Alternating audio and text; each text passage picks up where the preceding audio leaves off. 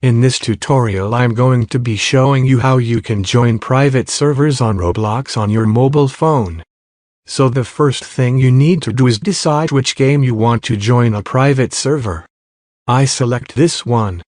For you'll either need to join one of your friends who has a private server, or you will join one of your own private servers that you have purchased. So for me, I'll tap on this game. You need to do is scroll down. But right at the bottom over here, it's going to say service. You want to tap there where it says service. And that's just going to load up. You can see here he has the private servers. You can see there's my private server for that game.